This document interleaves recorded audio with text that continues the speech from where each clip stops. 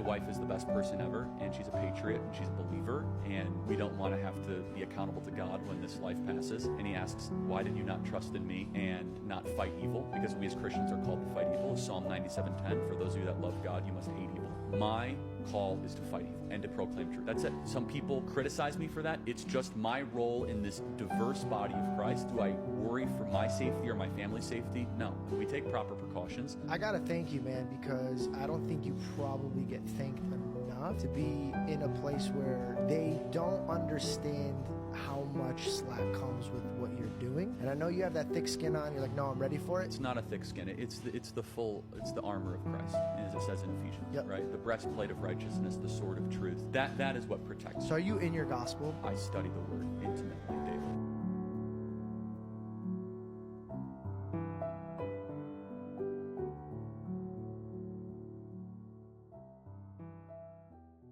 On September 10th, 2025, a single bullet silenced one of the most influential and polarizing voices in American politics.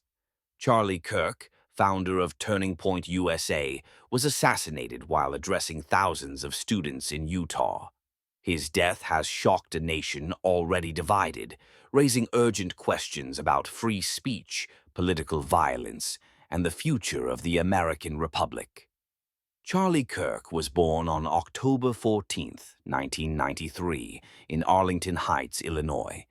Raised in the suburbs of Chicago, Kirk grew up in a middle-class family where faith and hard work were central values. Childhood friend. He always had this fire in him, even as a kid. He loved debating. He loved proving his point. Though he initially dreamed of joining the military, a knee injury ended those ambitions. Instead, Kirk turned to politics. At 18, he penned an essay for Breitbart titled "Liberal Bias Begins in High School History Classes." That article caught national attention and would change his life forever. In 2012, with little more than ambition and a laptop, Charlie Kirk co-founded Turning Point USA. His mission? Energize young conservatives, build chapters on college campuses, and counter what he described as the radical left's grip on education. We didn't have money. We didn't have big donors yet. But Charlie believed in the idea, and he worked around the clock. By 2020, Turning Point USA had grown into one of the most powerful youth organizations in American politics, claiming chapters at more than 1,000 schools and universities.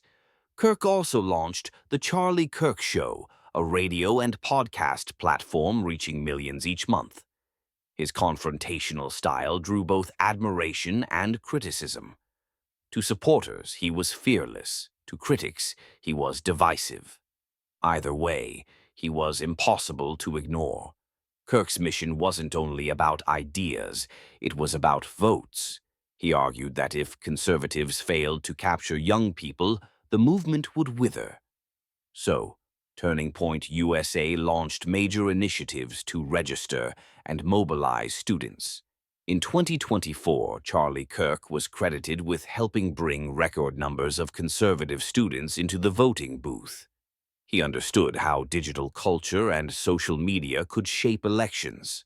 Love him or hate him, Charlie Kirk had cracked the code for engaging Gen Z conservatives. It was just after 7:30 p.m. in Orem, Utah. Charlie Kirk was answering questions from the audience, nearly 3,000 strong. A student had asked him about mass shootings. Minutes later, a crack of gunfire pierced the night, a video that will never be forgotten.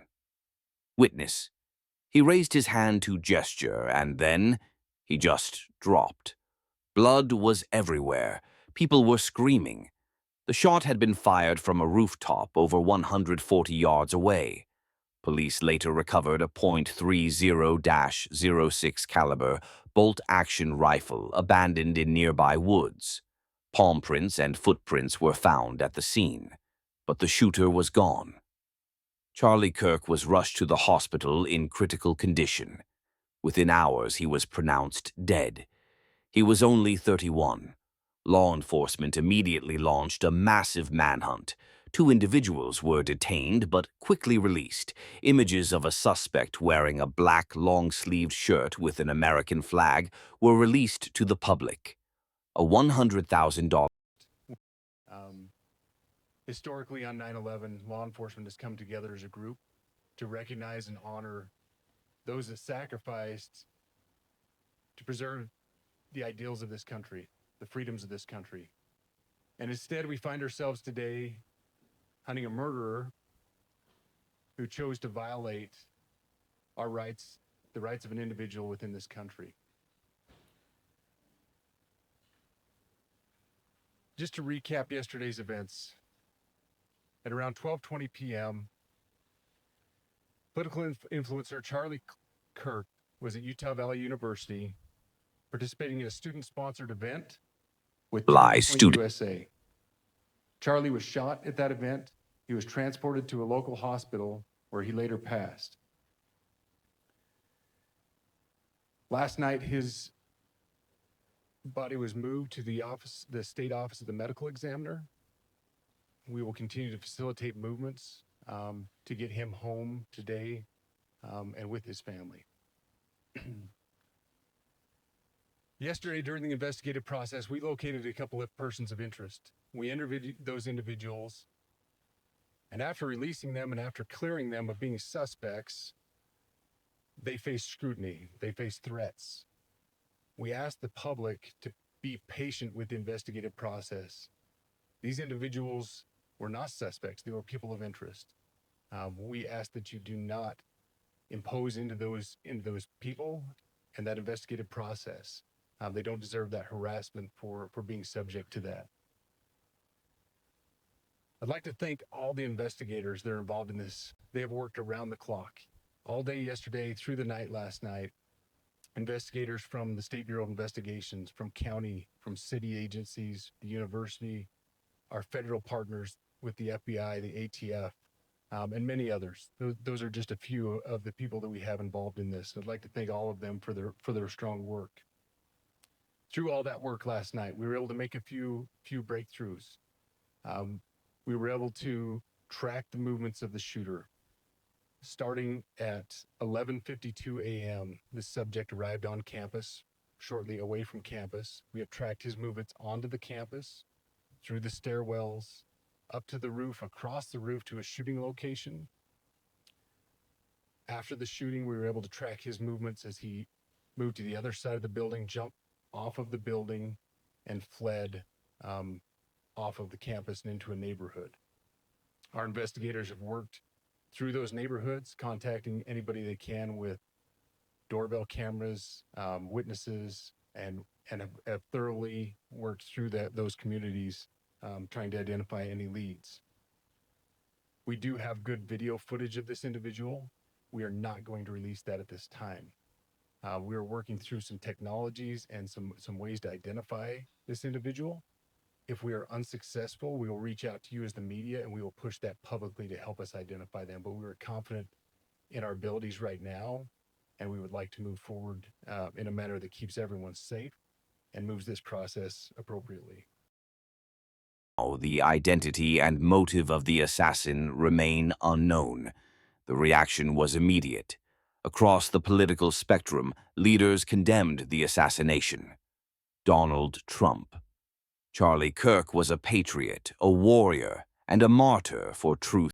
To my great fellow Americans, I am filled with grief and anger at the heinous assassination of Charlie Kirk on a college campus in Utah. Charlie inspired millions, and tonight, all who knew him and loved him are united in shock and horror. Charlie was a patriot who devoted his life to the cause of open debate and the country that he loved so much, the United States of America. He fought for liberty, democracy, justice, and the American people.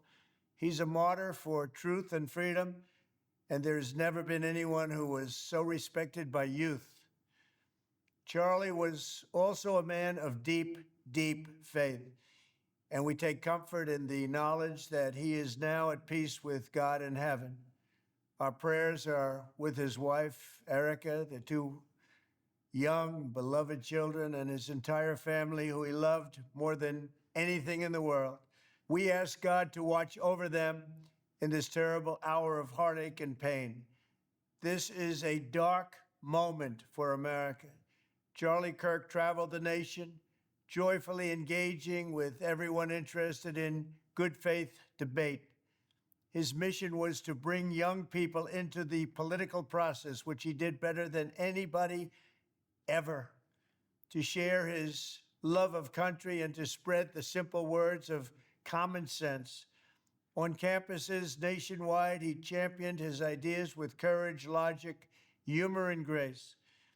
It's a long past time for all Americans and the media to confront the fact that violence and murder are the tragic consequence of demonizing those with whom you disagree day after day, year after year, in the most hateful and despicable way possible.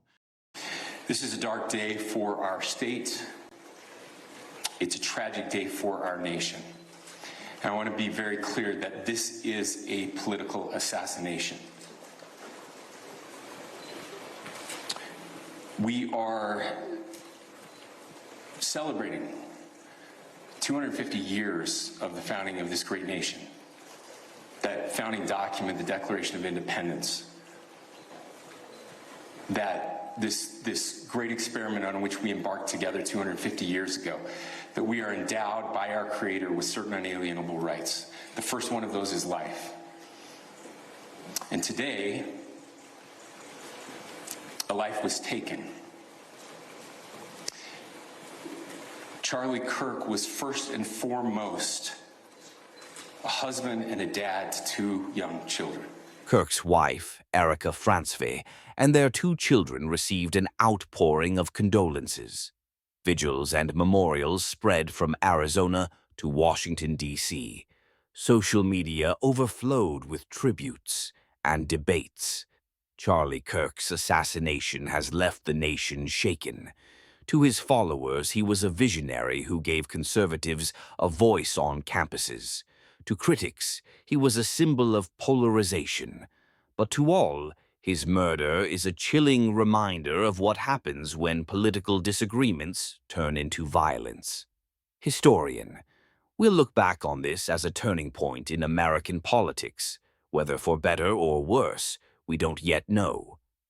Will his death mobilize more young conservatives to vote, inspired by his message? Will it push America toward reform, or deepen its divisions? The answers remain uncertain. Charlie Kirk lived only 31 years, but he reshaped political activism for a generation. His death has left an empty stage, and a haunting question. How far will America go in its battles over ideas? And can words once again replace bullets?